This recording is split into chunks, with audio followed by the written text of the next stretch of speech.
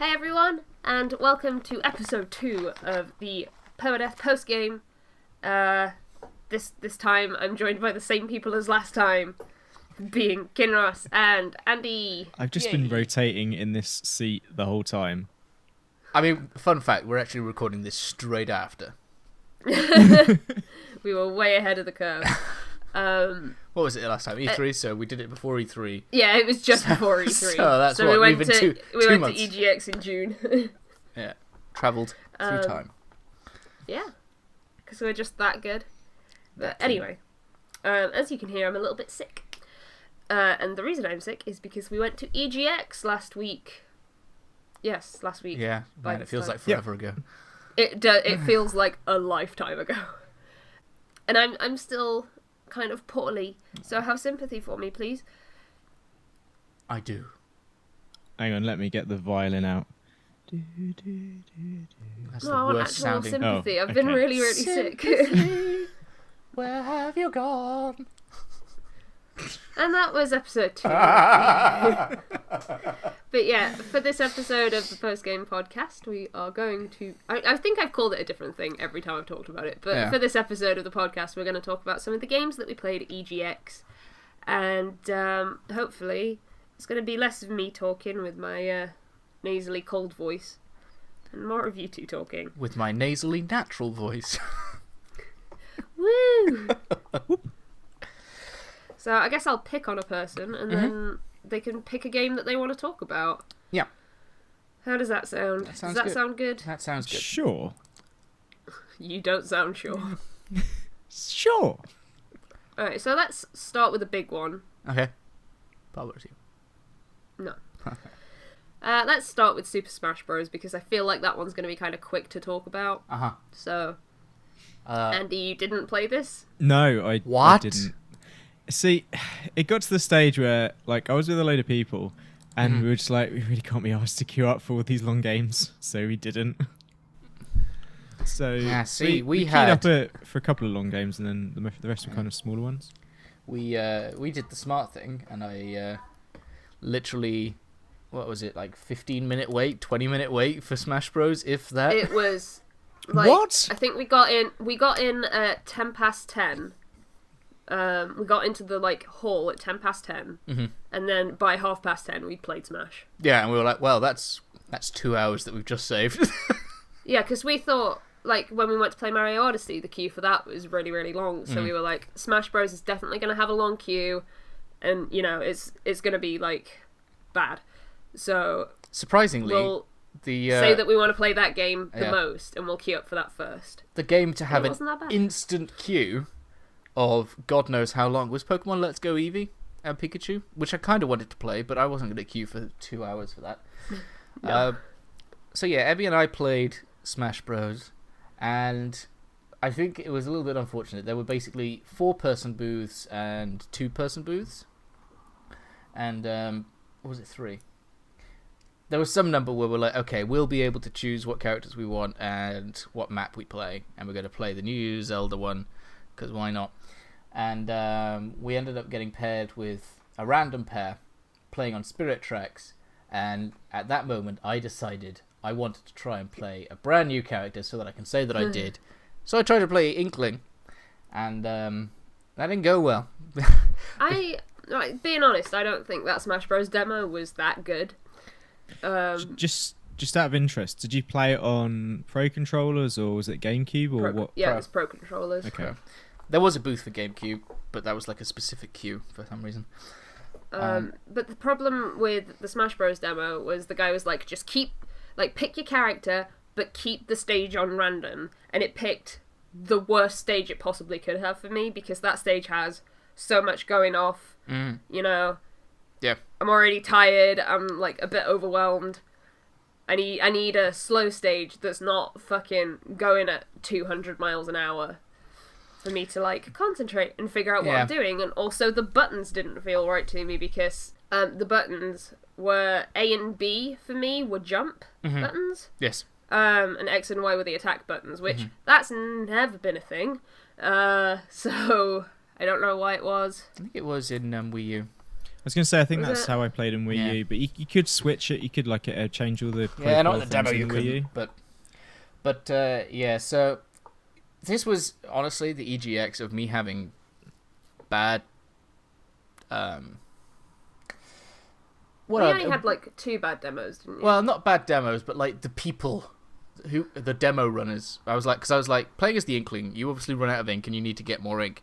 I was like, how do I get more ink? Because currently the only way that I can do it is by killing myself or being killed. And he was just like, hit B. And I was like, but B is the one that fires it. So, and these other 2 guys were very good. Well, yes. I mean, I always lose when we play. If I win, it's purely because the stage has let me, or I've been lucky. So I'm always worse than Abby. And Abby was struggling against these 2 by the looks, and that was probably partly down to I was Spirit also Tracks. struggling because the fucking buttons were wrong. Well, yeah. So, but, despite that, I'm still hyped. No, I'm still excited for it, but... It wasn't quite like I pictured it, obviously, because some of the demos, they were playing like best of 3s. And that would have been nice, but we got our 1 map and then we were out. But with that aside, like, how did the characters feel to play? Like, I know you couldn't like do the ink properly, but like with the button mapping, like ignoring that and ignoring the fact that you couldn't like go back into the ink. What was the general feel of the characters? I think that this is where I kind of wish that I'd played someone that I already know how they work, because if they're making a move for this is a faster smash, where everything's just been tuned tightly, then I'd actually be able to be like, hey, yeah, it does feel a lot better to play. But because I have no clue how Inkling works, what I did manage to pull off felt satisfying. I got screwed out of a smash ball, so that's like typical Smash fashion. Smashing. Oh yeah, I got a smash ball. Yeah, and killed me with it. Sorry. Hashtag not sorry. Yeah, it felt good. It looked like everyone else was moving good. Didn't notice anything in the ways of frame drop or any sort of issue. No, it ran quite well. Yeah, especially considering like Smash can be a very sort of explosion effects heavy game. Literally nothing I saw made it sort of slow down or anything. So I'm assuming it was docked. I didn't feel any input lag or anything, so it was docked. Yeah. Yeah. So. It just kind of makes me want to actually play it properly, though. Yeah. Which character did you play, Abby? Like, I played Zelda because they didn't have Chrom. So what's the point? So pointless demo. Chrom hadn't been announced at the point of the. It was the same build as the E3 demo. I don't care.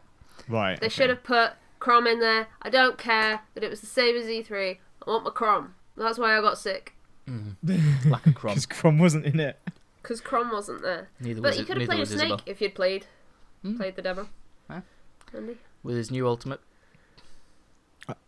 I am still kind of intrigued Smash. if they recorded all of the new voice lines for it, or if it was the old ones. I don't think I heard anything of the game. No, there was lots of just background Lots noise. of noise. But yeah, that was Smash. I'm still looking forward to it. Just didn't love the way that they ran the demo. It seemed like they just weren't prepared for how many people were going to be there. Which is really because weird. as we got to the front of the queue, they were like, oh my god, the queue's like really long now and no one knows what they're queuing for. Oh yeah, because for whatever reason the queues weren't lined up or set up properly. So basically Pokemon and Smash were right next to each other. And Pokemon was looping around one way, Smash was looping around the other, and then they'd sort of met at the other end. So it basically became like a single queue facing in 2 directions. And people were like, hey, which queue am I joining? And the people at the back were like, I don't know. But, yeah.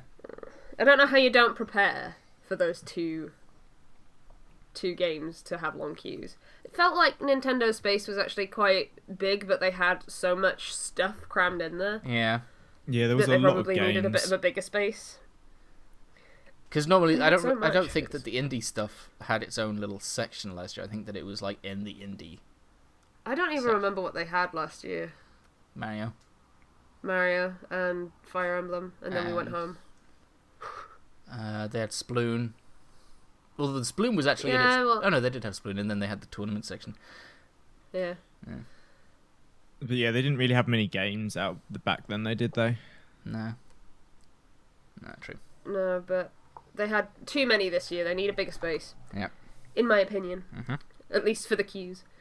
Anyway, moving on from Smash. Andy, why don't you tell me about Tanglewood. Life is Strange 2. Oh, okay. Okay. So So Tangle Strange 2. Life is Strange 2. Yeah, so we played Life is Strange 2. It's obviously out now. So the demo that we had, it was like a timed demo. I didn't quite realise this, so I spent a lot of time, when you sort of pick up a Life is Strange game or a similar like adventure game like that, where you kind of click on everything. Yeah, you look around at everything and be like, oh, this is interesting. What's this all about? And what's this all about? So I did all of that, and then the woman was like, "Oh, you've got 5 minutes left." And I'm like, sure. I need to like progress the story. So I didn't really see much of the story. It was, as far as I know, it was right at the start of the build of the game, and you play it as. was at the start of the build. It was the start of like the first episode, and I think it was just the full thing that you could play through. But I'm not sure how long you could have actually done it. But you play like as the older brother of a couple of guys in a family, and you kind of, it looks like you were starting to get ready for a party and going out for that, and then you could interact with the dad, and he was like into his cars and fixing a car, and it played very much like in a similar fashion to Life is Strange, like the original one. Mm-hmm. I'm not sure if I kind of felt the same thing for like the characters. Though I don't know if but it's... This is the thing. I'm getting mad at people who are getting fucking up in arms about these characters not being Chloe and Max. It's fucking me off. Like, not you specifically, Andy, but like people in general just being really mad that it's like, oh, a teenage boy and his brother instead of like 2 teenage girls because they can't, I don't know, fucking fan art of him. I don't know. I mean, I'm fine with it, like them trying different characters. But the thing is, I don't think Max was very likable in the first episode. I was going to say, and everyone's gone, oh, I don't like these new characters immediately. And I'm like, I was going to say, at what point did Max get likable? I'm not entirely sure. She didn't for me. But I think it was when she spilled the paint on what's her name, Victoria, and told her to go fuck her selfie. That was one of the best lines. But yeah, no, you have to. I know that you're like, oh, they're different characters. Just give them a chance, please, because it's really pissing me off. That, especially when people are like, oh, this is a game about men now and stupid men taking over, or Life is Strange. I'm like, well, they're still a minority because they're fucking Hispanic. So no, like... I mean, I think it was more of the fact that like because you didn't really get much face time with them. Yeah, you did like the demo itself because it was quite a slight one, and I think it was about 10 minutes that we had. You did sort of get a feel for it, but I imagine just because it is fairly new, like, and there's only one episode out, so I couldn't really get a full feel for them. I mean, it did leave me kind of wanting some more, like where it ended or where I was kicked off of the demo. So I have no clue about Life is Strange 2. Don't know how, but I've somehow missed it. So I don't even know if this is a relevant question or not. Did you, in the demo, get to either wibbly wobbly time magic stuff or this game's equivalent thereof? Or is there not Abby who has played the episode? I don't want to say anything about it. Okay. So there is something. But it's not wibbly. I don't want to say anything about it, though. If you look at the trailers, there's clearly something going on. Don't look at the trailers, though. But yeah, don't look at the trailers because it does actually have a massive spoiler. So the bit where I sort of got up to in the actual demo itself seemed to be just where X spoiler was in the trailer. It was kind of just the setting scenes for that bit. Mm-hmm. So like I spent the most of the time like chatting to Dad, and it kind of gave you the options again to, sort of the, oh, such and such will remember this, or like there was one bit where it was like, oh, if you're honest with your dad, and he kind of asked, oh, are you going to spend this money, because you asked for some money, and so are you going to spend this on like drugs and alcohol? And apparently if you said yes, which I did. What did you say? I was like, yes. Oh, you said yes. He gives you $40, where if you say no, the person that I went with said no, that he only gives you like half of that. So there is kind of those options again. What a good dad. I know. Because he's like, Now be honest with me, are you going to spend this on alcohol and weed? And he's like, yeah, probably. So he's like, I appreciate that you were honest with me. Just be careful and make sure that no one drives drunk. Here's $40. It gives you more money than if you said, actually, no, I'm going to have some Coke. Yeah, because he's like, well, no, because crack. I think they said specifically weed. Okay. So it wasn't like fucking Class A. No, I meant like I'm going out for soft drinks. But like, I'm gonna go like when I go out, I'll have a Coke. I'm sure your dad would know that you're very not likely to not do hard to drugs. go out on the booze. Oh man, he would be so pleased if I did though. But yeah, so it kind of plays very similar in that regard though, like with all the options and it just makes me wonder how they're gonna like gel the story well together without the big gimmick of like the time travel. I know there is a gimmick, I'm assuming. They did it with Before the Storm. Yeah, but it's like would it just end up out of it? Would it just end up with some sort of like Telltale-esque like story? And okay, that's the only thing that's worrying me about it. The thing is about Life is Strange is it's not based on an intellectual property that you have to be invested in already. True. So you get to go in with like a pretty fresh state of mind on the whole thing, I guess. Not so much anymore because it's not Max and Chloe, so why play this game? But that was sarcasm, by the way. I just don't sound it. But I think since they're selling the first episode individually, that you should at least try it if you're not that sure about it.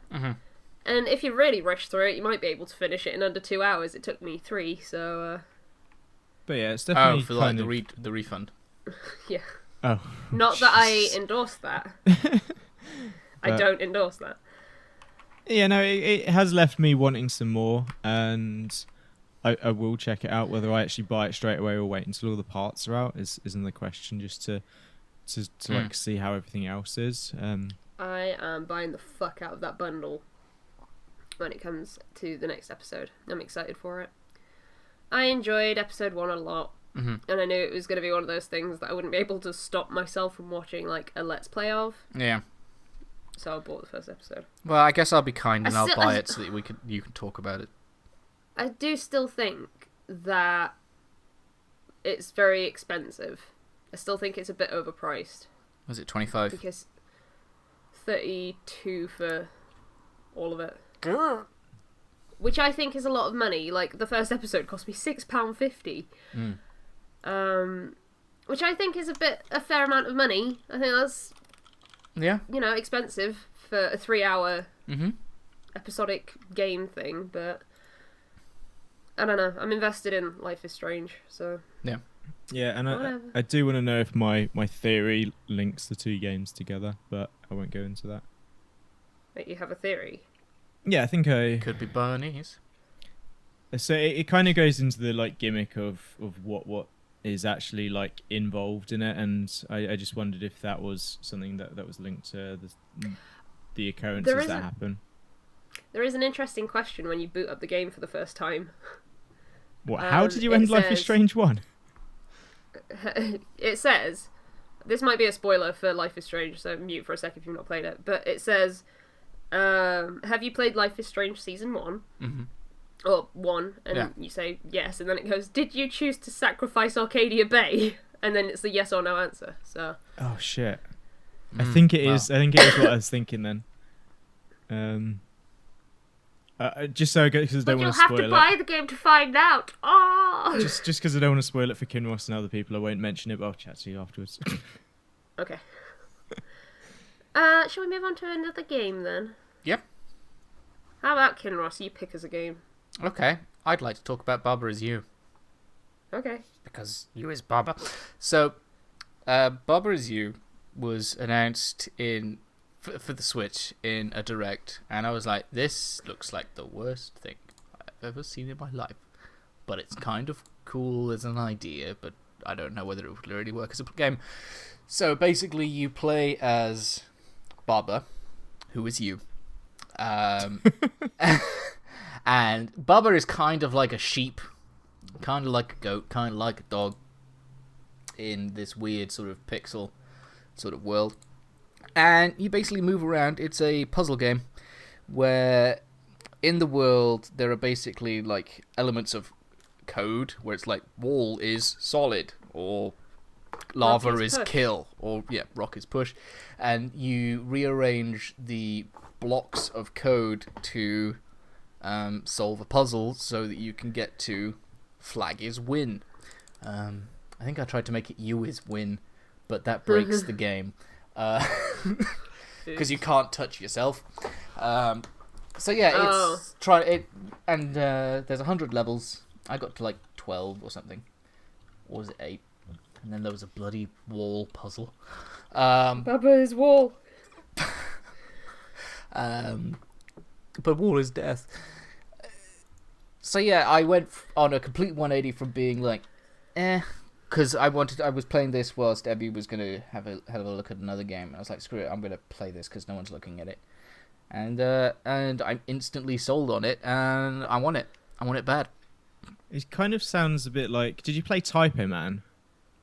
A little bit of. Oh yeah. So Typo Man was like you were going around and you were having to spell words and like changing the meanings of words to make sort of it like safe, or it kind of sounds a bit like that. I think it's a bit like that, but it's not a 2D. Oh, is it 3D? Yeah. No, it's just like a 2D top down 2D. Oh right, okay. I can send you some screenshots. I think at the time I like compared it sort of like Scribblenauts, where you just sort of try and throw whatever at the wall to see what works, but where Scribblenauts has so many options and you don't know what like summoning violin is going to do, or dinosaur or Cthulhu, you can look at the simple sort of rules and be like, okay, if I turn wall into lava, then that's obviously just going to be like that. So it's like felt like a more focused Scribblenauts type game, where you can actually solve puzzles through logical merit rather than throwing Cthulhu at everything. Is that only for Switch? That one's out? No, it's on Steam as well. It's on Steam as well. No release date yet, but yeah. Seems like something you might enjoy. Yeah, it's definitely sort of up Andy's street, I feel. I can't even remember what the game was, but there was another game like out a few years ago where it kind of sounded like it had similar mechanics to that, but it was a 3D sort of puzzle platformer where you could reprogram different blocks and like make it into like a block into a jump pad, or change different like aspects of. Oh god! I can't. I mean, there have been a few. Yeah, there have been a few of these games lately. There was also Hack and Slash was like a Zelda type hacking game. But yeah, I like this sort of move of logic puzzle. It reminds me of like those turtles that you got to play with at school every now and again. Oh yeah. End of story. Oh, okay. I thought that was watching No, it just scratches that itch in my brain of logic puzzles. Which is not a part of my brain that I have. So. Yeah, but it's Barber. There'll be a hideous plushie. Can't wait. Andy. Yeah. How about you pick a game? Okay. What? Should we chat about what is golf? Someone's just picking their own bloody games. Fucking hell. I mean, I was only talking about the one that I really wanted to talk about. So because no one was going to be like, "Hey, Kintodd, talk about Barber is you." Talk about what the golf. Okay. I thought we were just like picking games that we wanted to chat about. Like, what you wanted to hear about? Why does no one want to hear about my fucking strife of playing a fucking barbarian in Diablo? Okay, because you just gave me a game to pick. Yeah. What the golf then? Fucking I don't care. What the golf is a game where you play golf, but the people that designed it apparently weren't particularly into golf itself. So it goes a bit mental. If you imagine something like golf with friends, where you're sort of going around these crazy courses, but it's more of like the golf ball changes in certain levels. So in one level you were playing as a car and you're trying to avoid like road obstacles and like driving it around, and it had a momentum after you pulled it back and like hit it. It would kind of go, and then as you pulled it to make shot 2, it would kind of skid around a corner. There was another map where instead of one golf ball, you had about 100 golf balls, and there was the mechanics of like trying to get them up and round to the hole at the top. There was another level which was like designed after Super Hot, where there was people shooting at you, and then you could get the golf ball to go into like shotguns and pistols and pick them up and like take out the people shooting at you. But while the golf ball wasn't moving, like the enemies weren't moving and the bullets weren't moving as well. And there was another one where you were playing as a house and you had to relocate the house. It kind of went some places, and it was just a fun, stupid, silly golf game that seemed quite fun to pick up and put down for like a few minutes, and it was just in the indie section. Fair enough. Oh, was it in the left field? Yeah, it was in the left field collection, which is kind of... I never go there. I went there like one time and it was just full of these really obscure games, and I've like never been back. Yeah, like I don't normally go there, but there was some quite cool games in the left field collection this time.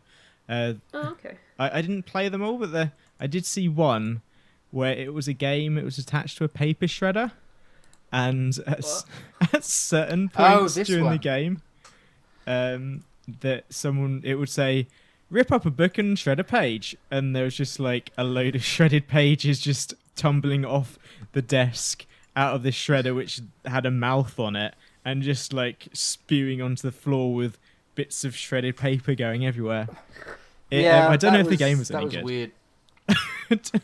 But I saw that cool. while we were waiting, and it was just like, because it was right next to Build a PC Simulator, I think. Oh, was it? Yeah. But yeah, that was what the enjoyable. Golf... It was, yeah, it was. Was it single player or multi? It was single player. So that's a shame. It's. I'm not sure if it's going to be multiplayer because there wasn't a developer about to play on it. Okay. No, I just checked on the Steam page. It's only a single player game. It's not really out until weird. 2019 though. Yeah, well, maybe they'll add multiplayer. But yeah, it did seem like a stupid game, like that you could just play about with and have fun with. Fair enough. So, what would you like to talk about, Abby? I want to talk about Travis. Okay. Picking games, everyone play Does yourself. he strike again or something? Hilarious. So, if you've been around for a while, you will know that No More Heroes is one of my favourite games of all time. And when you were both actually there when they announced that there was going to be another No More Heroes game. Yep. Because it was at the Switch presentation. And I seem to recall I lost my shit a little bit. Yes, you did. Not quite as much, if not... not quite as much as for Fire Emblem Warriors. Maybe a little bit Which is more. weird, but... Because Suda came out wearing that t-shirt with the Santa Destroy star on, and I was like, don't you be wearing that shirt, Suda, don't you be teasing me. And then he like unveiled some new art of Travis and stuff, and it was cool. And that was it. And then what? And then that was it, wasn't it? That's all we saw. Yeah, that was it. That was it. Yeah. But I was like, you know what? I didn't expect another No More Heroes game. That's fine. But then we started to see gameplay of the new No More Heroes game, and suddenly I was like, oh no. Yeah. You know, when they just change something so much that you're like, oh... Is this even the same game? But it was good before. Why is it different now? So I was really worried going into demo this. Like, I'd seen loads and loads of gameplay of it. And I was still nervous. Like, I thought, maybe it'll be fun, but I really don't know. Like, maybe it's one of those things that looks bad to watch, but is fun to play. Yeah, I don't think it looks necessarily bad to watch. Well, you know, it doesn't look fun to watch. If you get like, what I mean. it feels like one of those games where you just need to like actually have a go yourself to see if it's fun. Yeah. And I said this to the guy going in because he was like, right, have you played No More Heroes before? And I'm like, yeah, I'm a huge fan. You don't know how many times I've played No More Heroes 1, but I'm really, really nervous about this. And he was like, okay, don't be nervous about it. Okay, if you say so. Because most people were demoing that game 2-player, but Kintodd didn't want to play with me, so... I didn't know that... I asked, does it have the 2-player? And the guy was like, just ignoring me. So I was like, alright, fine, I'll play Doom. It did have the 2-player. Yeah, well, I know that now. So, I don't know how to describe this game. It's like a little bit like Pokemon Rumble. It's like an arcadey, hacky, slashy. Yeah. Top-down. Which, even though that's the part of the game that I played, it doesn't necessarily mean that that's all that the game is, because we've only ever seen bits from... Oh yeah, because different worlds have like different game styles. Yeah, they're based around different game styles or whatever, but we haven't seen much of it. So I just played the level that everyone who cares has seen videos about. Game Explain have about 4 videos of the same bit, I'm pretty sure by now. But I loved it. I really, really loved it. I thought it was fun, and I thought it was witty, which is what I would expect from the writing of a No More Heroes game. So, for example, when I got to the boss of this section, he said, "I'm gonna give you 15 seconds to just attack me and, you know, do as much damage as you can." Yep. And then he called it the Birmingham Special. In case you didn't know, EGX was in Birmingham.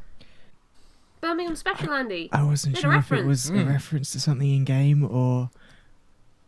No. It's the fact that it was at reference Birmingham. like they kept making references to the fact that they were at EGX. Oh, that's kind of cool. So there was one part of the game where it was like, so it was the boss fight again, because there's 3 phases to that boss fight. Yeah. But up until EGX, I think they had only shown off 2. So yeah, E3, and then they said E3 showed off the first, Gamescom showed off the second, and then PAX maybe showed off the 3rd one first, because I don't imagine that EGX got the exclusive on that for some reason. But there was like a 3rd stage, and then they were like, oh, you know how we can tell that EGX is better than Gamescom? Because you get the 3rd phase of the boss. And it was just like really funny, so... Like, So obviously, like, it was good to play, and it's good that it has still like its sense of humor in at least the demo. But I'm curious whether this sort of entire stretch of game, this vertical slice or whatever, is purely separate from the game and is like for demo purposes, or if it is part of the actual game. And in which case, I want to know what the dialogue is like in the actual game, because it's obviously not going to reference Birmingham or EGX. I was just going to say, is it like a throwaway game. comment, or is it something that could easily be like... Oh, it's something that could easily be replaced. I think they have like a demo build where they just like add another phase onto that boss every so often, and they just change the dialogue slightly. So they're like, right, we're at Gamescom today, but next week we're at EGX, so we'll just like edit the text a little bit or whatever. But I guess, like, if the humor is at the core of, like, what they're trying to do, then I guess the actual game will still have that. It will just not be any dialogue that we've seen before. Yeah. I honestly think that section of game is part of a bigger picture. Because if, like they said, the game has, like, 6 worlds or something, if that was one world and I finished it in, like, 20 minutes or whatever... Yeah. It's going to be a real short game, but... So was it very fourth wall breaking, other than the fact that it sort of referenced EGX? Or...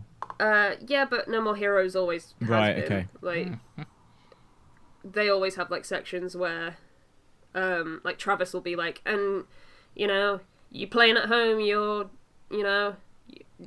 gotta press the A button, or otherwise we can't start, and, like, he'll talk to the camera sometimes and stuff. Like, it's always been a bit fourth wall breaking, I suppose. So it's very in keeping with the general style of it, then. Yeah, which I was very happy about, because it's so drastically different gameplay-wise. And I know the thing that pisses me off is that I know that this game is not going to do very well. because I feel like No More Heroes was one of those sort of like cult classic games. It wasn't like it didn't sell huge amounts, but the people who played it really, really enjoyed it. Mm-hmm. But how many of those people are still invested in No More Heroes? How many of those people are going to be willing to give No More Heroes Travis Strikes Again a chance because it's so different? And like, so you drop like cutting off your sales. Yeah. No one who's not played No More Heroes before is going to be like, this is the time to jump in. And I feel like they would really benefit from porting either both 1 and 2 to the Switch, or No More Heroes, Heroes Paradise to the Switch. I feel like they should do that. Yeah. Like, really should do that. Because if this game fucking flops, they're never going to make No More Heroes 3. That's never going to happen. Because they're like, we're going to see how No More Heroes Travis Strikes Again does on the Switch, and then we'll see from there. And I'm like, well, you're not going to make No More Heroes 3 then, are you? But I'm very excited for this game. It comes out just after my birthday, so hopefully, you know, retail copy maybe. That'd be nice. But I kind of hope that they put that demo to some extent on the eShop. Yeah.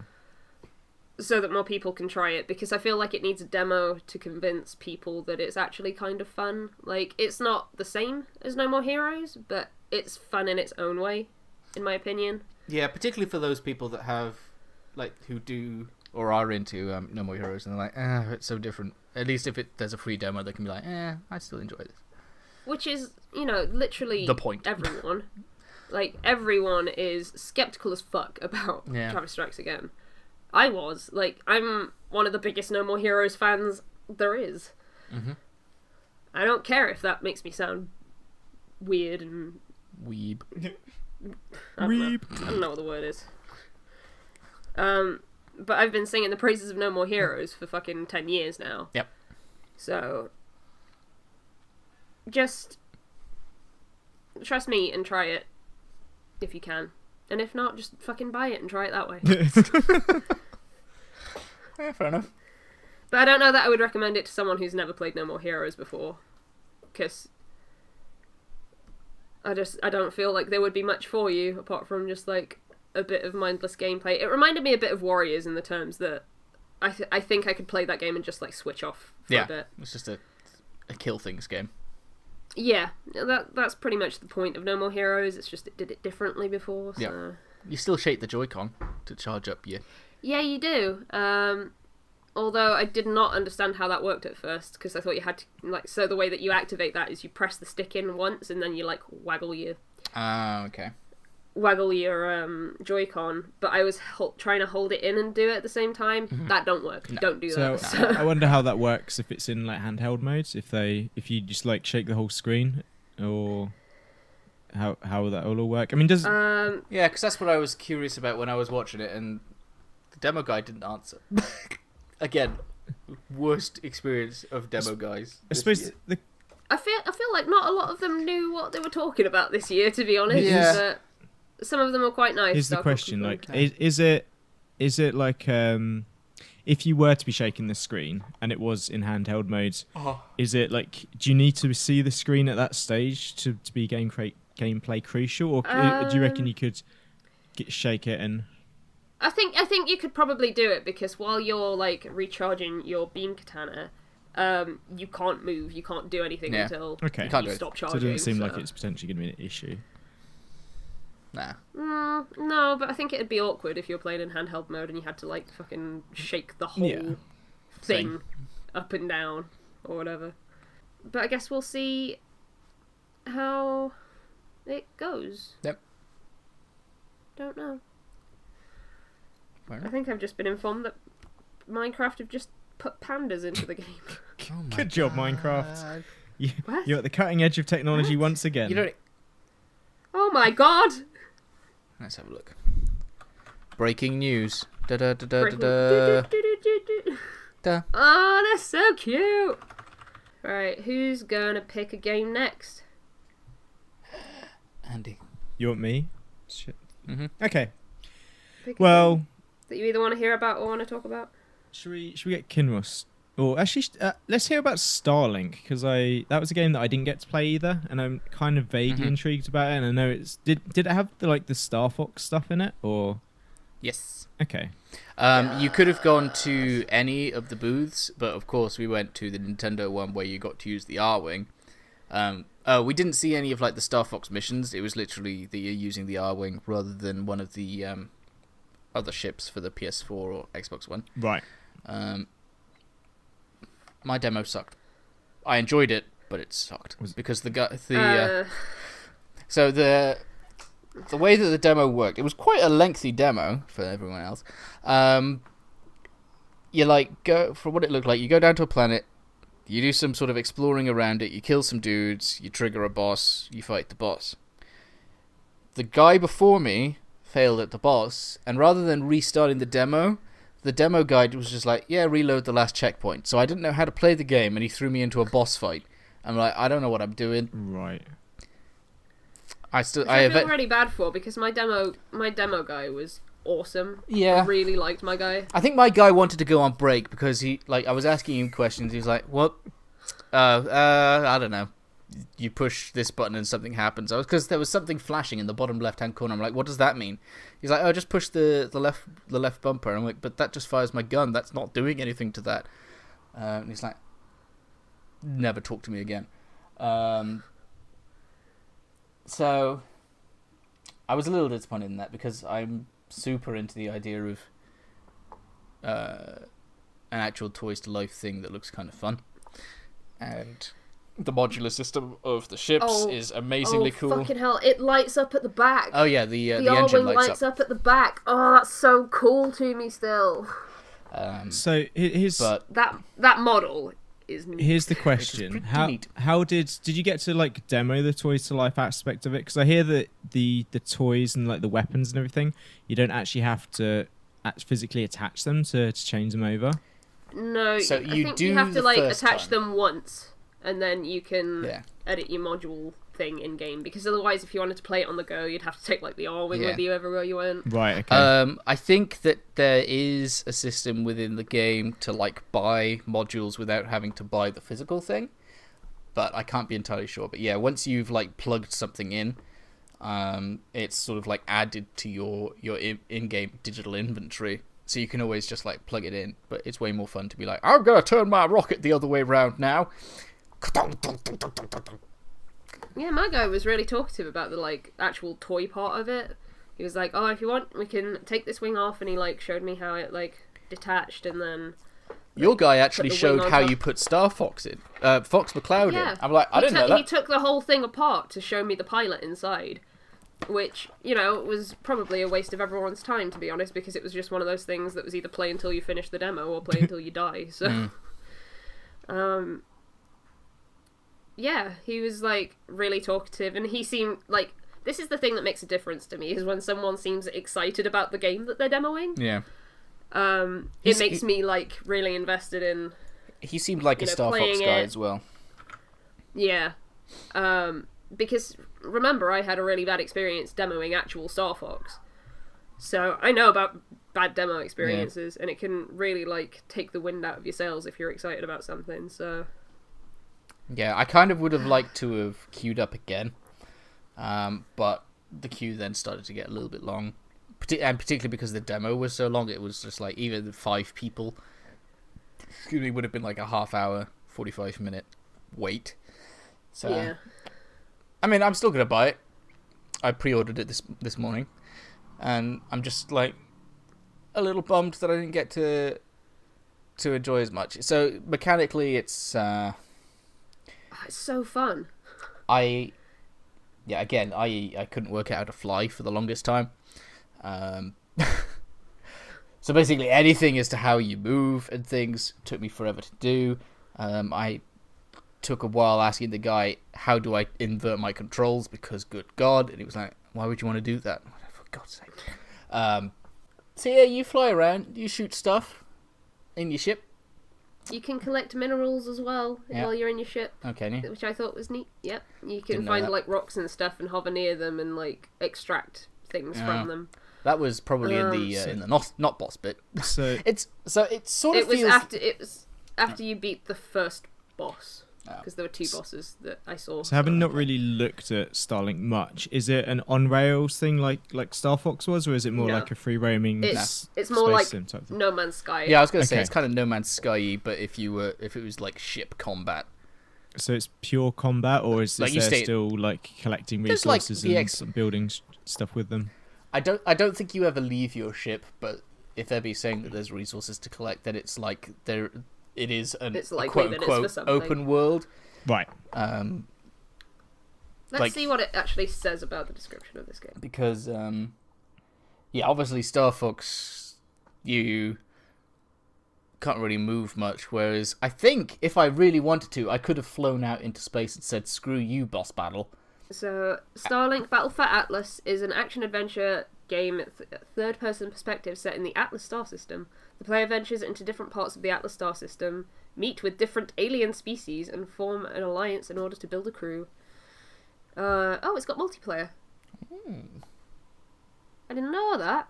Each planet has their own landscape. Player can also engage in space and land-based combat with enemies using spaceships. Yeah.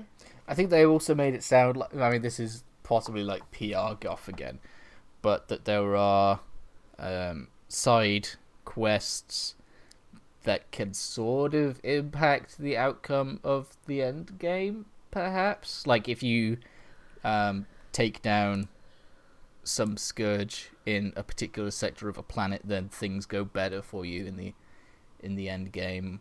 But it's always hard to tell whether they're just saying that. I don't know. But yeah, once I got a hang of it, I enjoyed it. The transition between space and a planet's surface is described as seamless. It was pretty seamless, I will give them that. It was pretty good. I think you might get a kick out of it, Andy. Right. Yeah. But I don't know why, if you have the option to buy it on Switch, why you would buy it on anything else. You get extra content, which is always nice, but like, if you really didn't like Fox or like the R-Wing design, then you might be like, yeah, I'll pick it up on PlayStation. What I'd say, Andy, is try and get a demo of it. Play for like 20 minutes, and you were like, mechanically, you know whether you're into it or not. Yeah. Because it's not a cheap thing to jump into, because you've got to buy the ship along with it. Yeah. Well, I want to show off for a second though. Let me show off, because the guy who was demoing the game said I did the best of all the people that played it so far that day. That is true. Good job. Because you almost beat the boss. I did. I don't remember how I died, but probably the boss.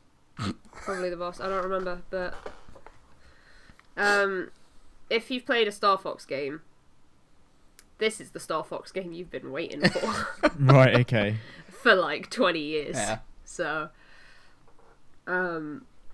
this is what I wanted Star Fox Zero to be, essentially. Apart from, I know it's not a Star Fox game. Mm-hmm. I know that there are other characters that are probably more important than Fox are in the main, in the grand scheme of things, but I loved it. I really, really enjoyed it. I cannot wait for it to come out. It only comes out in like 17 days or something, and I can't wait. Yep. It's a week Tuesday. 2 weeks Tuesday. I can't wait. I'm going to go downtown, hopefully get a copy of it, because the game won't let me pre-order anything. Mm. It's going to be good. Any other questions about it, Andy? All I can think of, like, or was there like any sort of like did you play any story, or like how did any of it? No, no, you didn't. I think that the mission was technically part of the story. Like they didn't give us context for anything though, so no, it's just like, you have to go here and fight this boss. It had like go here a and main. Fight this boss. I think that the thing in the corner that gave like the objective thing did say main. But I don't know if that's like the main objective or main story objective. So it probably means main objective. Right. Okay. So. Okay. So we could be doing a side quest. Not a clue. Yeah. They sort of just dropped us in it. Some of us more than others. You'll get there, Kairos, and it'll be enjoyable. Yeah, well, it'll be amazing. Anyway. Anything else? Don't think so. Oh. Play it and buy it and love it. In that order. Okay. I will. Yep. No, you I'll won't. love it, and then... That's not true. Yeah, okay. I don't know, we'll see. I might like try and steal or have a look at one of yours when you get it and see if I like it that way. Yeah. That's what I'm saying. That makes sense. Let's tick off some smaller games though. I'd like to ask Andy, why the crap did you play Surgeon Sim? Why did I play? It was on the Switch, and what? It was on the Switch. Huh. So Oh man, is this our what was it called? Trauma Center. Is this our finally our return to Trauma Center? So I didn't either. I was really bad at it, which is a high possibility. Yeah, that sounds about right.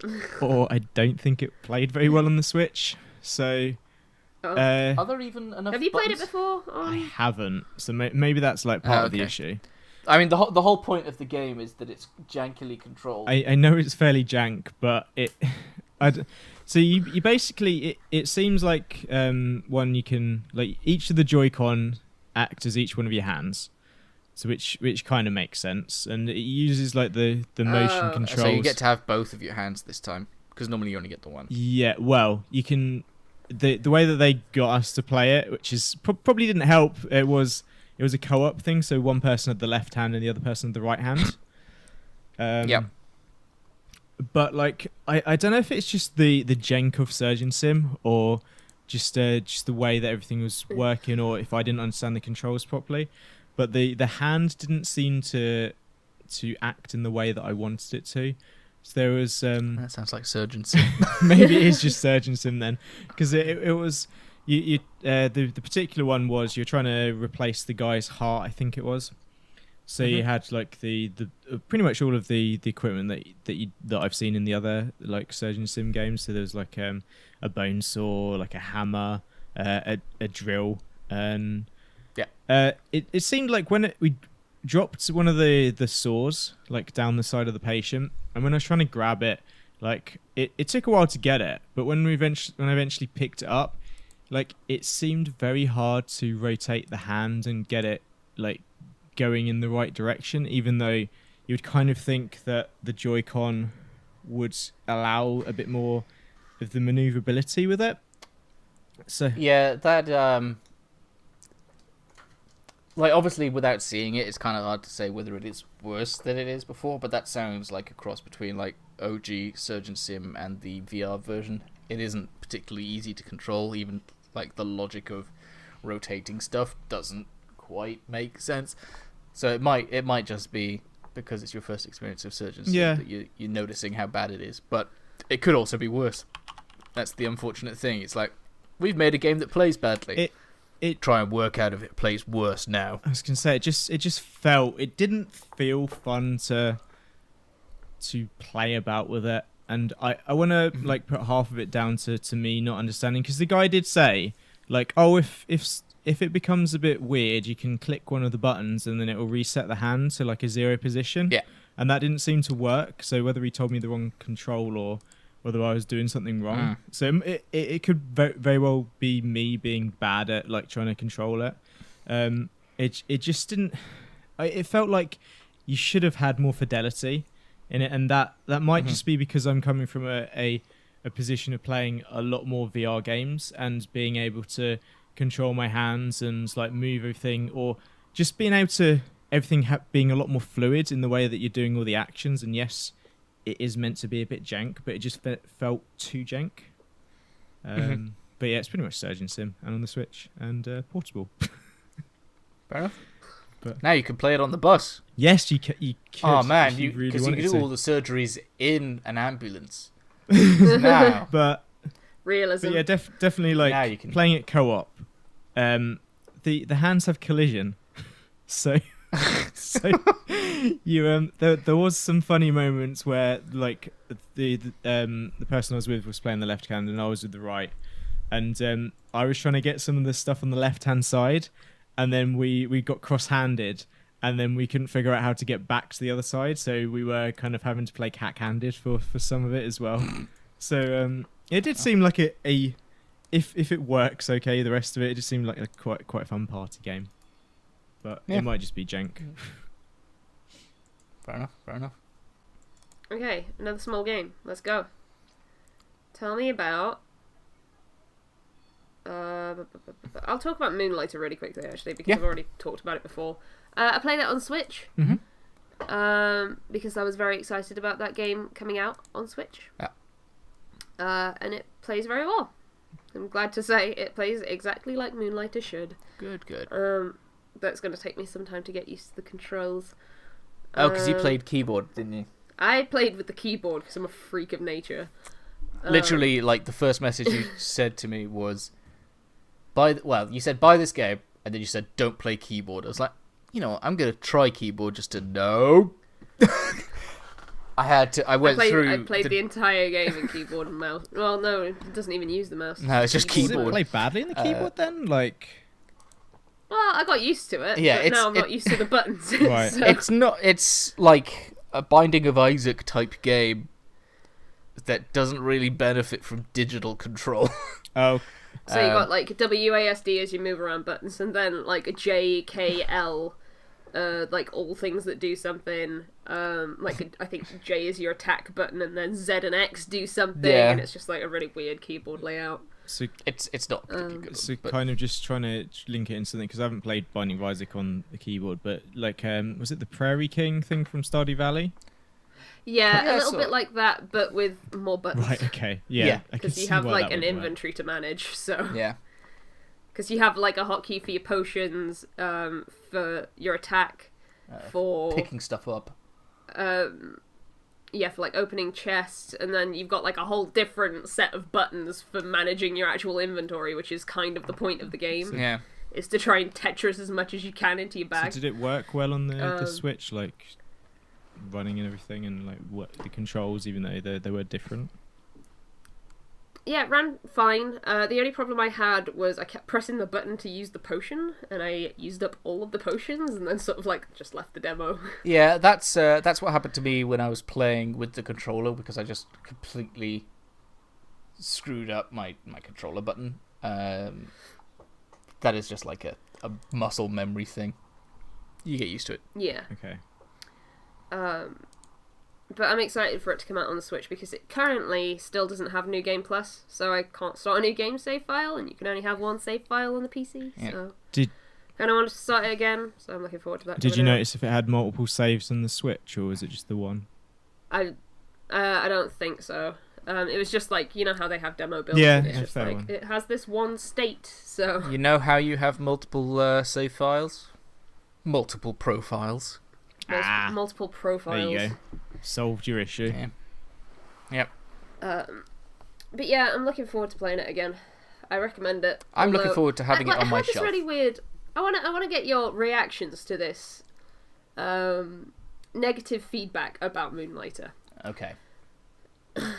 Just to see if you think the same that I do. Mm-hmm.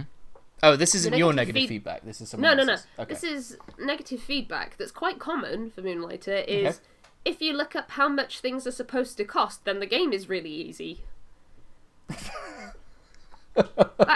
Having not played it but heard a bit about it, isn't the idea that you're meant to sort of play about with the prices and gauge that?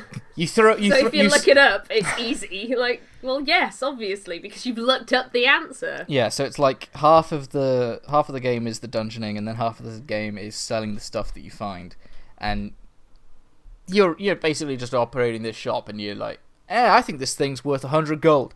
And then people come in and they're either like sad and won't buy it because it's too expensive. They're like, yeah, that's all right. Or they're super happy because they got it for way cheaper than they should have. And it's all about like trying to find the right balance of how much to sell things for and adjusting your prices accordingly. And yeah, if you look up the prices, it's basically cheating in a puzzle game. It's like if you find all the solutions for the witness and you look through them, then the game's really easy. Oh, the game's really easy. Like, I don't know why people are having so much trouble. You just do this thing that I saw online.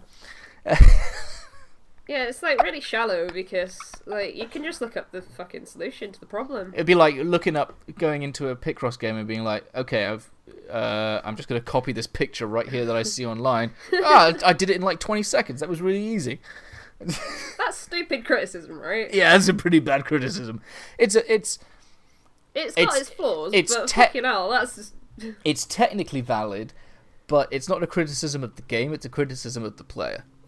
Yeah.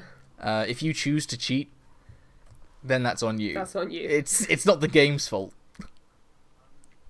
I think that the game could do, because it took me a while to work out how the book worked, I think the game could do more to inform you about, like, because as you find stuff, it fills in your little book, and the book tells you, like, the most valuable thing in this dungeon, the least valuable thing, and it's in, like, value order, so if it's towards the bottom half, you know vaguely what it's going to be worth. It took me, like, halfway through the second dungeon to realise that was the case, so it could have done with, like, letting you know that before, but otherwise, yeah, that's a stupid criticism. A stupicism. Anyway, buy Moonlighter. That's the solution. It's going to be physical. Buy it. I've already bought my copy. Oh. It's pre-ordered and paid for. Nice.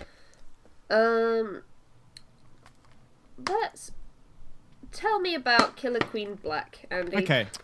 I didn't get much... Yeah, because we wanted to play this and we couldn't find anyone to play it with. Yeah, we didn't get much play time on it. It's a Nintendo Switch game. It's an 8-player platformer-esque game. Each side has got, like, 4 players, obviously. One person plays as the queen, and the rest of the players play as little workers. And if you imagine, it's got, like, a Towerfall-esque stylization about it. And it is like I think the maps are randomized. I couldn't tell you that. They kind of looked a bit random, but there's a certain amount of win states.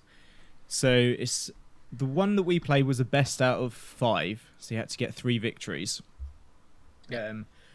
Along one part of it, there's a snail. So the person playing a worker can jump on the snail, and if you get the snail from the middle to your goal, without the other team killing you, then you win that way. If you collect a load of like pollen, I think it was, and get it sort of looked like blueberry type things. Yeah, the little orby things or something. If you collect enough of them, you win. Or if you kill the enemy queen 3 times, then you win as well. So I played. Sorry, is the queen the only one that can attack, or could you... I can't remember if you could upgrade workers into little soldiers as well. I'm not sure. Or was that only soldiers against other workers? I played as the queen in our game, so I didn't play as the worker. So the queen sort of had an ability to sort of fly and then do like an attack move as well. So you could do a slide attack or through the air. You could kill workers with the queen as well. I'm not sure if the workers could do much to defend against the queen. We were up against 2 other people, so it was only 2v2. So it wasn't quite the full game itself, or a full game. And I don't know if they weren't defending against the queen, or if I was just annihilating them pretty easily. Obviously the enemy queen can kill you, so it kind of did end up just a lot of me just going after their queen, trying to kill them and getting win states from that. And you can tell how many deaths there are because every time you kill the queen, there's basically 3 sort of sacks in the enemy area, which and then she a new queen gets birthed out of them, so you can kind of see it counting down. So yeah, it seemed like quite a fun game. I don't know if there'd ever be a situation where there'd be 8 of us I think that they said that there would be online, because I was like, this seems like a really cool game, but I'm never gonna have 7 other people to play with. But I think you can play on. I think they did mention online, yeah. But even with online, it's based on an arcade game. where you had to have that many people in the area to play it. But but even online, like you would kind of need to have like either 7 friends, or if it just puts you in like lobbies with other people. I think it was a matchmaking thing. Like you could make up a party and then matchmake, or it just threw you in with people if you had no one else. But yeah, it seemed like quite a fun little like silly arcade game. I'm not sure if like the Queen was overpowered or if it's just because you just seem to be able to annihilate the workers, and I'm not sure if that's, like I said, because people couldn't play them well. I think that it would have also been down to, because I watched the E3 demo, and it was definitely a case of like when there's 2 queens and 6 workers all moving around, then it sort of gets a bit more distracting for the queen as to what things she should focus on, because she's either got to remember to pay attention to the snail, she's got to try and stop the workers from getting the berries back, and she's got to defend herself and her workers from the enemy queen. I think that if you were only playing with 4 people, then yeah, it would be a bit easier to sort of manage and thus feel overpowered. Yeah, and like 2 of them did leave after 1 round, so oh wow. And the guy running it was like, there's still another 2 rounds left, and it's like, fine, I guess I'll just play against you. So it did. I don't think we kind of got the full experience of it to play it properly, but it seemed like it could be a cool little party game. Yeah. Well, maybe that is something to pick up when you have 7 spare Joy-Cons. Yeah. Kinross. Yeah. Tell me about Doom. How did that run on the Switch? It ran better than I expected. So Doom has obviously been out for a while. It's been out for about 6 months to a year now. Yeah. So pretty much anyone who's interested in it probably already knows. But I was like on the fence about seeing how it ran and all that lot, but I didn't want to drop the money onto it. It obviously doesn't look. You demoed it in handheld. Right? Yeah, demoed it in handheld. Obviously doesn't look as good as, other console versions, because how could it? But it's the sort of game where like mechanically it needs to run better than graphically, and I would, if I was to play it, it would take me I'm still not used to playing in handheld mode. I've gotten really bad at that because I've been playing a lot of Pro Controller stuff. It felt the same as other Doom. If you're a fan of Doom? I keep trying to play it, so something must be going on. Yeah, I think I had like a 5-minute demo of just running around shooting aliens and things. I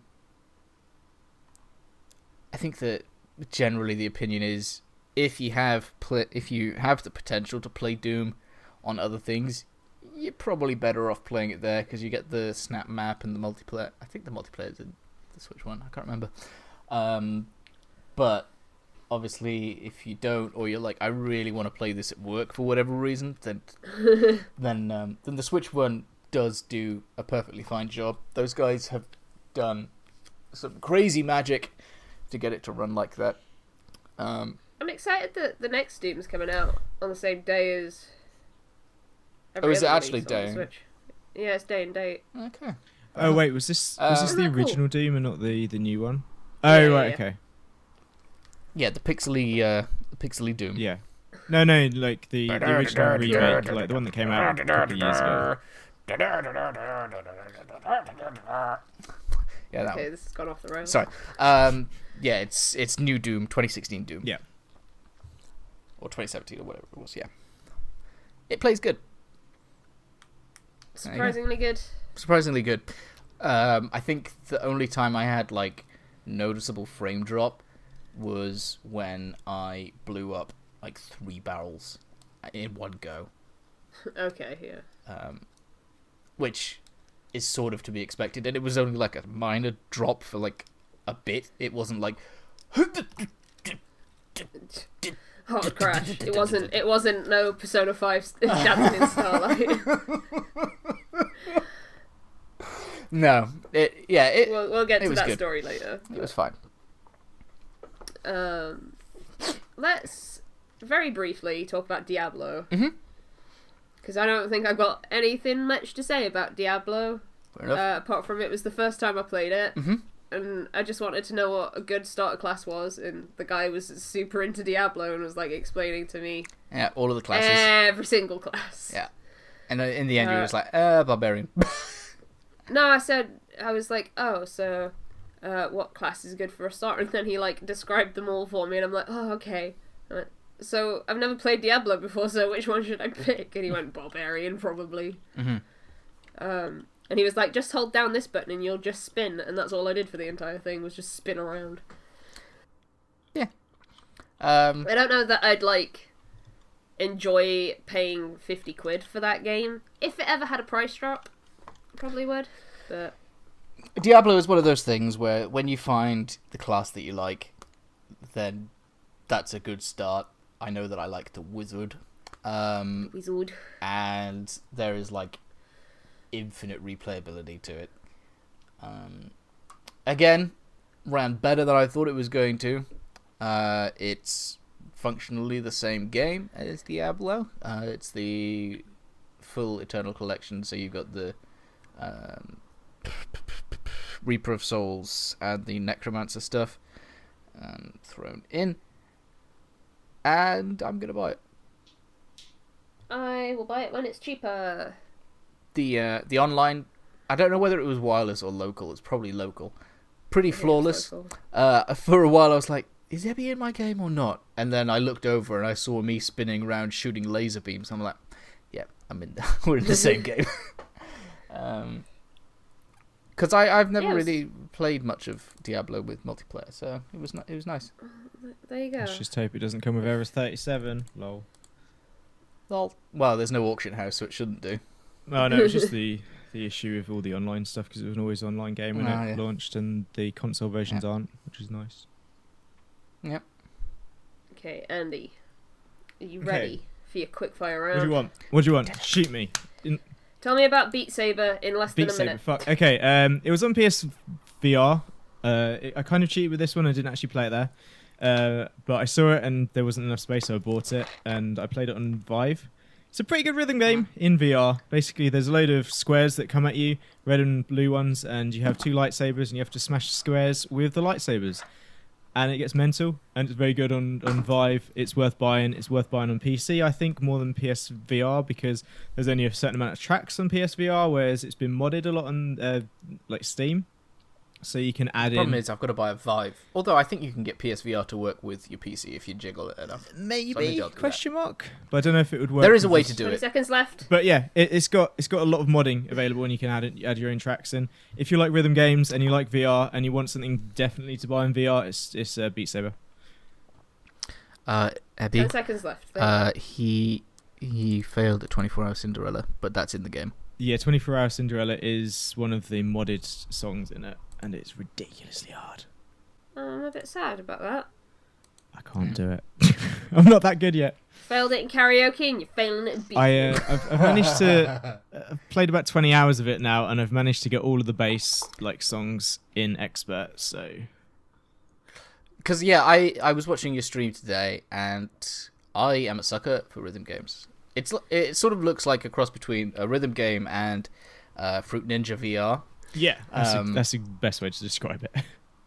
And I'm like, man, I really want... I'm sad to hear... I mean, I'm not surprised, but I thought that it was like doing an audio surf thing where you download... Like, you pull the MP3 and it, like, creates the thing on the fly. Not that it's like people have coded it, so I'm kind of sad that the PSVR version is not going to have that.